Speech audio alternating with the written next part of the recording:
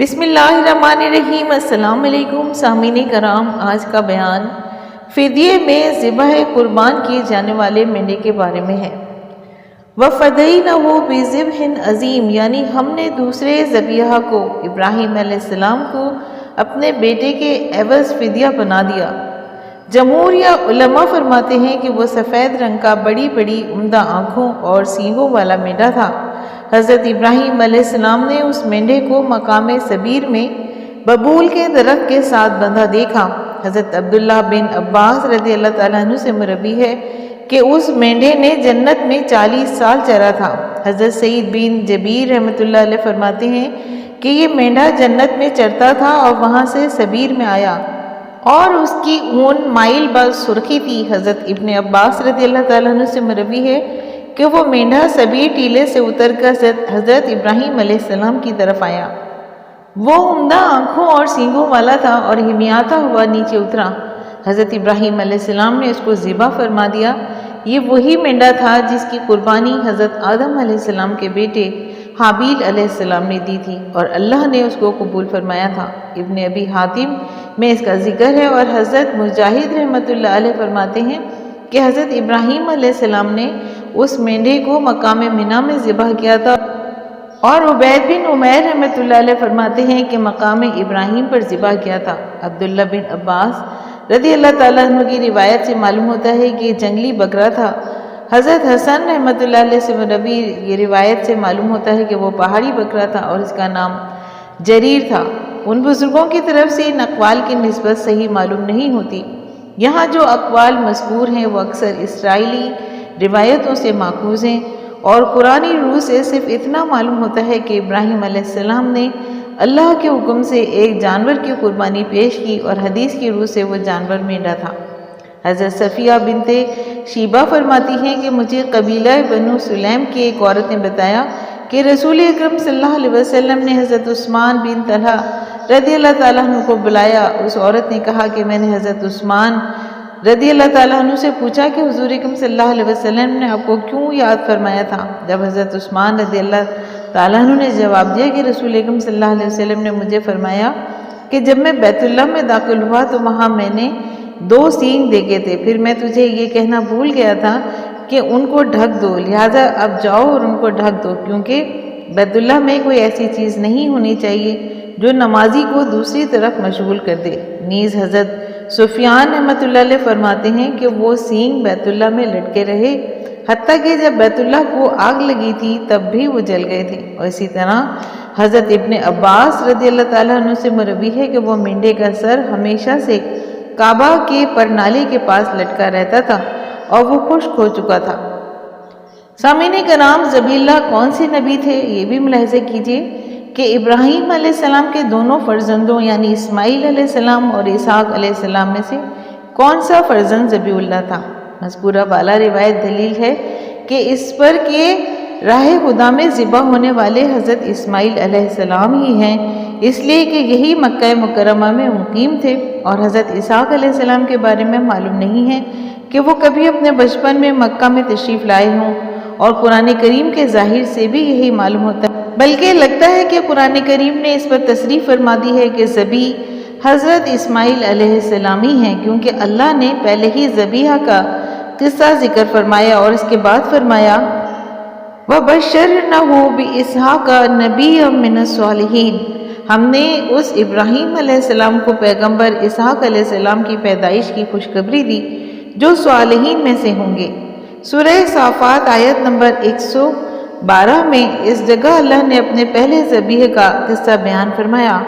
پھر ہم نے ابراہیم علیہ السلام اس کو اسحاق کی پیدائش کی بھی خوشخبری سنائی۔ معلوم ہوا کہ پہلے جس کا قصہ مذکور ہوا وہ حضرت اسماعیل علیہ السلام تھے، لیکن بعض لوگوں نے اس جگہ کافی تکلف کے ساتھ تعویل کرتے ہوئے مطلب کو بدلا ہے اور کہا ہے کہ اس آیت وَبَشَّرْنَاهُ بِإِسْحَاقِ نَبِيًّا مِّنَ الصَّالِحِينَ میں نبیًا اسحاق علیہ السلام سے حال ہے نہ کہ ولادت سے، تو اس صورت میں مطلب ہوگا کہ ہم نے اسحاق علیہ السلام کی نبوت کی بھی خوشخبری سنائی نہ کہ ولادت کی، تو آیت پہلے قصے کے ساتھ منسلک ہو جائے گی۔ لیکن ان کا یہ قول محض تکلف ہے اور اس کا دار و مدار اسرائیلی روایت میں ہے، جبکہ ان کی کتاب بھی تحریف ہو چکی ہے، خصوصاً ایسی جگہوں میں تحریف ضرور ہے۔ ان کے قول کے مطابق اللہ نے حضرت ابراہیم علیہ السلام کو اپنے اکلوتے بیٹے کے ذبح کا حکم فرمایا، اور ان کے ایک تورات کے تحریف شدہ نسخے کے مطابق اپنے پہلے بیٹے اسحاق علیہ السلام کی ذبح کا حکم فرمایا، تو وہاں لفظ اسحاق ان کی طرف سے اضافہ ہے اور جھوٹ اور بہتان ہے، کیونکہ اسحاق علیہ السلام نہ اکلوتے تھے نہ پہلے تھے، وہ صرف اسماعیل علیہ السلام تھے، کیونکہ یہی پہلے بیٹے تھے اور وہ اکلوتے بعد میں تھے، پھر حضرت اسحاق علیہ السلام پیدا ہوئے تھے۔ اہل کتاب کو اس بات پر عرب سے حسد نے ابھارا ہے، اس لیے کہ حضرت اسماعیل علیہ السلام عرب کے باپ ہیں، وہ عرب جو حجاز مقدس میں رہتے تھے انہی میں سے ہمارے نبی اکرم محمد صلی اللہ علیہ وسلم ہیں، اور حضرت اسحاق یعقوب علیہ السلام کے والد ماجد ہیں۔ حضرت یعقوب علیہ السلام کا لقب اسرائیل تھا، جس کی طرف بنی اسرائیل منسوب ہیں، تو اسی وجہ سے بنی اسرائیل نے چاہا کہ یہ شرف و مرتبہ اپنی طرف کھینچ لیں، پھر اس مذموم مقصد کے حصول کی خاطر انہوں نے اللہ کی کتاب کو بھی بدل ڈالا اور اس میں اپنی طرف سے زیادتی کی، تو یہ قوم بنی اسرائیل بہتان باندھنے والی جھوٹی قوم ہے، اور اپنے حسد کی بنا پر یہ اقرار نہیں کرتی کہ فضل و شرف اللہ کے ہاتھ میں ہے، جسے چاہے عطا فرمائے، اور یہ بات ہے کہ وہ اسحاق علیہ السلام تھے، اور دوسرے بزرگوں نے بھی نقل کیا ہے، لیکن اس بات کو انہوں نے یا تو حضرت کعب احبار رحمۃ اللہ علیہ سے نقل کیا ہے یا پھر اہل کتاب کے صحیفوں سے لیا ہے، واللہ علم۔ اور یہ بات کہ وہ حضرت اسحاق علیہ السلام تھے حضور اکرم صلی اللہ علیہ وسلم سے کسی صحیح حدیث میں بھی مروی نہیں ہے، اور اسی کی بنا پر ہم قرآن کے ظاہر کو چھوڑیں، اور نہ ہی قرآن کی کسی بھی آیت سے ظاہر ہوتا ہے کہ وہ حضرت اسحاق علیہ السلام تھے، بلکہ قرآن سے مفہوم بلکہ گفتگو کے ساتھ بلکہ اس سے بھی بڑھ کر غور و فکر کے وقت صراحتاً معلوم ہوتا ہے کہ حضرت اسماعیل علیہ السلام ہی تھے۔ سامعین کرام، بہترین استدلال بھی ملاحظہ کیجئے کہ ذبیح اللہ حضرت اسماعیل علیہ السلام تھے، نہ کہ حضرت اسحاق۔ اس بات پر حضرت کعب قرظی رحمۃ اللہ علیہ نے بہت ہی بہترین استدلال فرمایا ہے، کہتے ہیں کہ قرآن مجید میں ہے کہ فَبَشَّرْنَاهَا بِإِسْحَاقَ وَمِنْ وَرَاءِ إِسْحَاقَ یعقوب، یعنی پھر ہم نے اس ابراہیم علیہ السلام کو اسحاق کی خوشخبری دی اور اسحاق علیہ السلام کے بعد یعقوب کی۔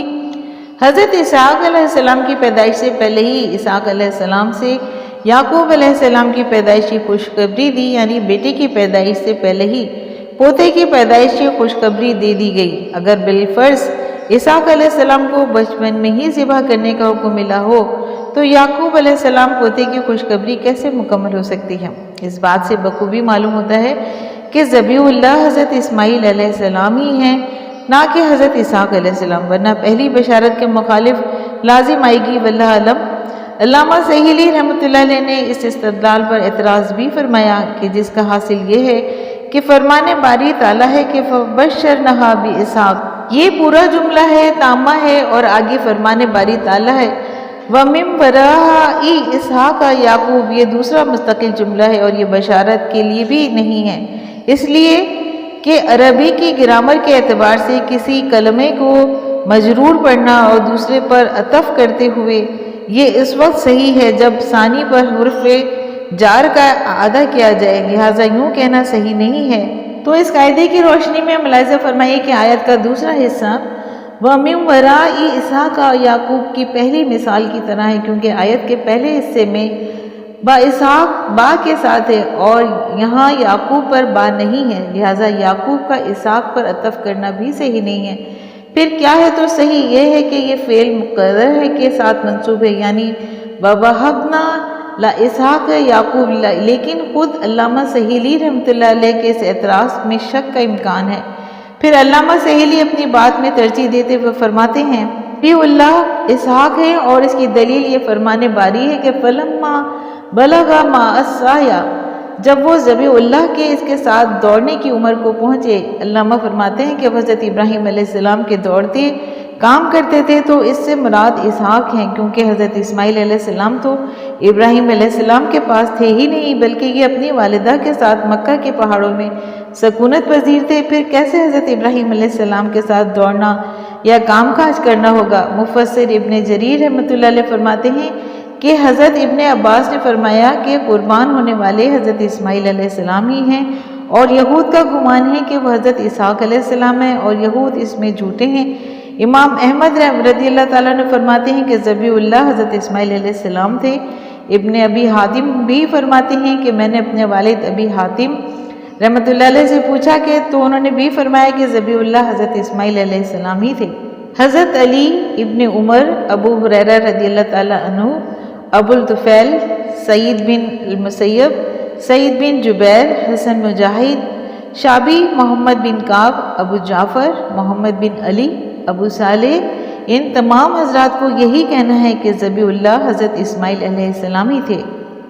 اس کے علاوہ مصنف ابن کثیر فرماتے ہیں کہ امیر معاویہ رضی اللہ تعالیٰ عنہ سے مروی ہے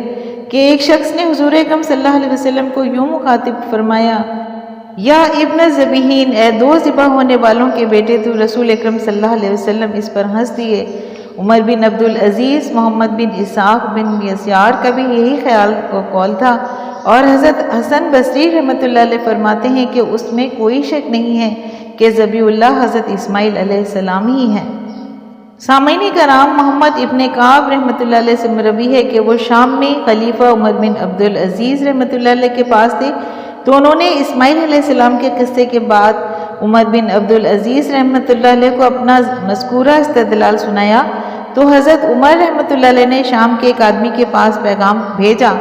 تو پہلے یہودی تھا، پھر وہ مسلمان ہو گیا۔ حضرت عمر رضی اللہ تعالیٰ عنہ نے ان سے پوچھا، ابراہیم علیہ السلام کے دو بیٹوں میں سے کس کے لیے ذبح کا حکم نازل ہوا؟ تو اس نے کہا کہ واللہ اے امیر المومنین، وہ اسماعیل علیہ السلام ہی ہیں، اور یہود اس کو جانتے بھی ہیں، لیکن تم عرب پر حسد کرتے ہیں کہ تم کو تمہارے باپ کی وجہ سے یہ شرف حاصل ہو، کیونکہ اسماعیل علیہ السلام ابو العرب ہیں، اور اللہ نے ان میں صبر، حوصلے، حکم خداوندی کی تعمیل کی وجہ سے یہ فضیلت عطا فرمائی، اور یہودی اس فضیلت کا انکار کرتے ہیں اور کہتے ہیں کہ ذبیح اسحاق ہیں، کیونکہ اسحاق ان کے جد امجد ہیں۔ واللہ اعلم۔ سامعین کرام، امید کرتی ہوں کہ آپ کو آج کا بیان پسند آیا ہوگا۔ اگر آپ کو آج کا بیان پسند آیا ہے تو آپ اپنے چینل فضائل اسلام کو لائک اور سبسکرائب کیجئے، اور ساتھ لگے بیل آئیکن کو پریس کیجئے تاکہ آنے والی نئی ویڈیوز حضرت اسحاق علیہ السلام کی پیدائش کا ذکر مبارک کا نوٹیفیکیشن آپ کو سب سے پہلے ملے۔ شکریہ۔